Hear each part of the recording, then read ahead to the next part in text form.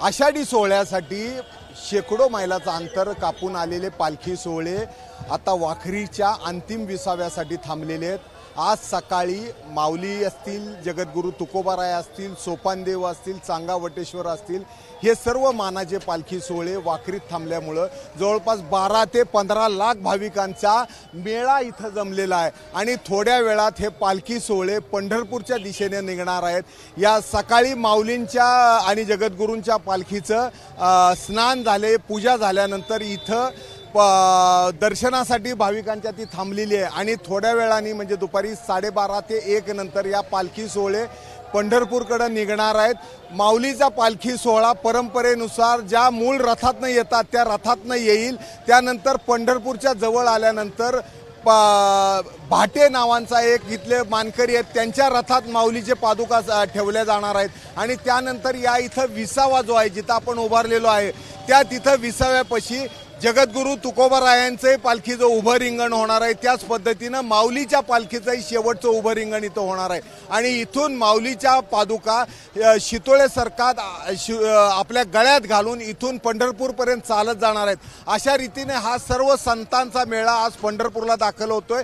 या संतांना निमंत्रण देण्यासाठी पंढरपुरातनं नामदेवराय निघणार आहेत थोड्या वेळातून, त्यानंतर मुक्ताबाई सुद्धा इथं विसाव्याला येऊन थांबणार आहे।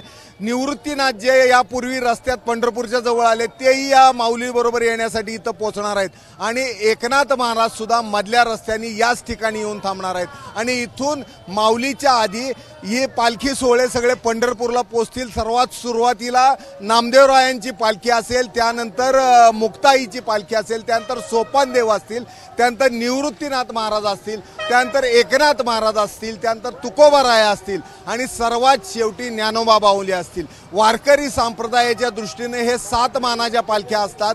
सरकारने नंतर 3 पालख्यांची वाढ केली असली तरी वारकरी संप्रदाय या 7 पालख्या एवढ्याच मानाच्या मानतो आणि या सर्व 7 पालख्या आज याच मार्गावरून माऊलींसमवेत पंढरपूरमध्ये संध्याकाळी प्रवेश करणार आहेत।